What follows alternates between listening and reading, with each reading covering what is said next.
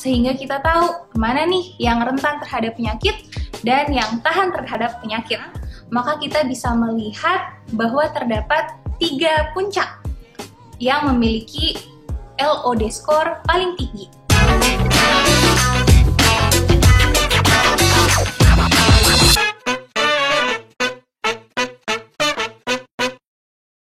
Welcome to Algoritma Show. Pahami data, pahami dunia. Halo, perkenalkan nama saya Nabilah, instruktur dari Algoritma Academy. Pada kesempatan kali ini, saya akan sharing mengenai penerapan machine learning di biologi dan penerapannya di bidang pertanian. Nah, pada kasus ini kita akan coba membuat machine learning yang membantu kita mengidentifikasi letak gen atau marka genetik yang menyebabkan penyakit layu pada tanaman cabai. Kita akan bahas mulai dari latar belakang, exploratory data, kemudian QTL analisis, dan kesimpulan. Mari kita mulai.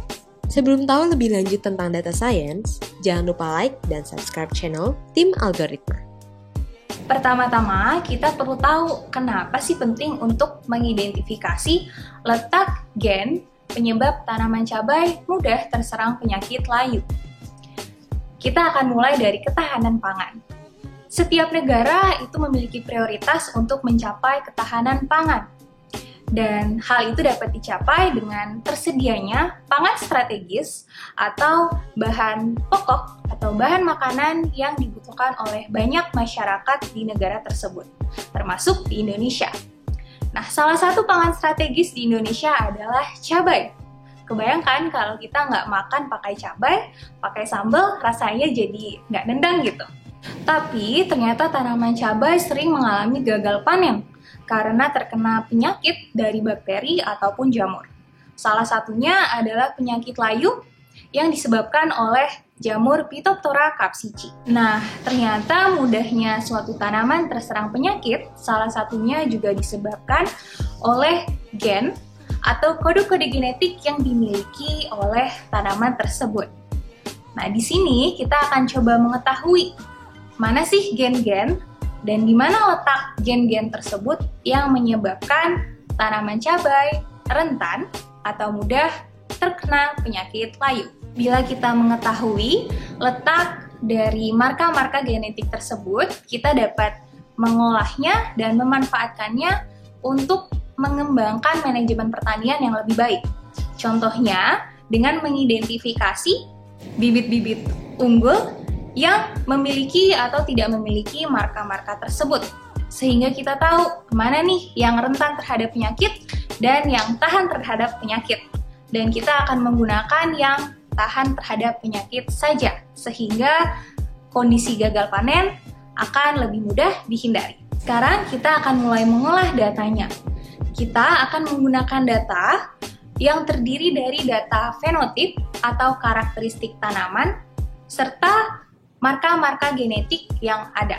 Kita akan menggunakan data karakteristik dari 296 tanaman, dan masing-masingnya akan memiliki marka-marka genetik atau gen-gen yang sudah diketahui.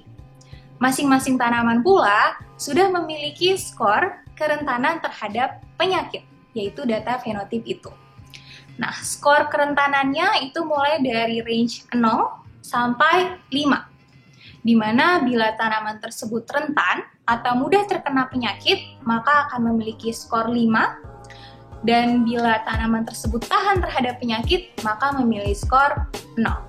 Nah, setelah kita punya datanya, kita dapat melakukan exploratory data, dan di sini kita akan coba lihat distribusi skor dari ketahanan atau kerentanan tanaman cabai terhadap penyakit, penyakit layu tersebut. Nah, kalau kita lihat dari gambar di sebelah ini, kita bisa lihat bahwa distribusinya tidak normal. Di sini distribusinya mengalami kenaikan di nilai yang rendah, begitu juga di nilai yang tinggi, sehingga bisa dikatakan bahwa distribusinya bimodal. Nah, dari penelitian sebelumnya, diketahui bila distribusinya mengalami distribusi yang bimodal, maka mengindikasikan adanya gen yang berpengaruh terhadap karakteristik yang kita amati. Dalam hal ini, kerentanan tanaman cabai terhadap penyakit layu. Untuk mengetahui lokasi dari gen atau marka genetik yang kita cari, dapat dilakukan QTL analysis atau Quantitative Trait Loci. Salah satu metode untuk melakukan QTL analysis adalah interval mapping. Di sini, tiap marka-marka gen yang kita miliki akan dicek nilai logarithmic of odds. Sederhananya, nilai ini merepresentasikan kemungkinan munculnya gen yang berpengaruh terhadap kerentanan tanaman cabai terhadap penyakit yang sedang kita amati ini. Ketika skor LOD atau logarithmic of odds-nya 3 atau lebih, maka diindikasikan bahwa terdapat gen yang berpengaruh terhadap kerentanan tanaman cabai terhadap penyakit. Untuk melakukan interval mapping dapat dilakukan beberapa tipe regresi. Di sini contohnya ada marker regression, Hartley-Knott regression, dan multiple imputation. Dari hasil regresi ini kita bisa tahu nilai logarithmic of odds untuk tiap marka-marka genetik yang kita miliki. Bila kita plotkan hasil regresinya, maka kita bisa melihat bahwa terdapat 3 puncak yang memiliki LOD score paling tinggi. Kita bisa indikasikan bahwa sepertinya ada 3 marka genetik yang berpengaruh terhadap kerentanan tanaman cabai terhadap penyakit. Agar kita dapat lebih pasti mengetahui marka genetik mana yang signifikan berpengaruh, kita dapat mengoptimasi metode regresi yang kita sudah lakukan. Di sini kita akan menggunakan stepwise regression untuk melakukannya. Dari hasil stepwise regression, kita telah menemukan 3 marka genetik yang berpengaruh signifikan terhadap kerentanan penyakit dari tanaman cabai. Didapatkan formula sebagai berikut. Dan dari formula tersebut, kita juga bisa tahu lokasi-lokasi dari marka-marka genetik tersebut. Dari hasil formula ini, dapat kita bahasakan bahwa kerentanan tanaman cabai terhadap penyakit yang disebabkan oleh jamur Phytophthora capsici dipengaruhi oleh marka genetik atau gen dengan kode Q1, kemudian gen Q2, Q3, dan interaksi antara gen Q1 dan Q2. Sebagai tambahan, kita juga bisa melakukan training ulang untuk model regresi kita dari formula yang sudah kita temukan, sehingga kita bisa mengetahui informasi penting sebagai berikut. Di sini, kita bisa menemukan informasi kode Q1, Q2, dan Q3, kemudian nama dari marka genetik atau gen tersebut, dan terakhir adalah informasi yang penting terkait persen variansi yang dapat dijelaskan oleh masing-masing marka genetik. Nah, apa yang bisa kita ambil dari informasi ini? Ternyata bila kita jumlahkan seluruh persen variansinya, kita memiliki nilai 46,3%. Dan dapat disimpulkan bahwa model yang telah kita buat dapat menjelaskan sebesar 46,3% variansi kerentanan tanaman cabai terhadap penyakit yang disebabkan oleh jamur Phytophthora capsici.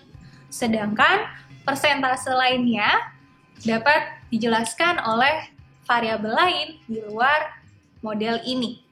Dengan itu, selesailah tahap analisis kita. Kita sudah mengetahui gen-gen apa saja yang berpengaruh signifikan terhadap kerentanan tanaman cabai terhadap penyakit yang disebabkan oleh jamur Phytophthora capsici. Kita sudah tahu pula letak-letaknya, dan kita bisa analisis lebih lanjut. Kemudian kita kembangkan misal untuk membuat alat diagnostik sehingga petani dapat menggunakan bibit-bibit unggul tersebut mungkin untuk pemuliaan tanaman dan menghasilkan produk cabai yang baik untuk masyarakat. Kini, dengan berkembangnya machine learning, peneliti dapat lebih mudah menganalisis data genetik dan hubungannya terhadap karakteristik tanaman. Sekian untuk pembahasan hari ini. Stay tune terus ya, karena masih banyak lagi yang akan kita kupas di episode-episode selanjutnya. Sampai jumpa di Algoritma Show selanjutnya. Pahami data, pahami dunia.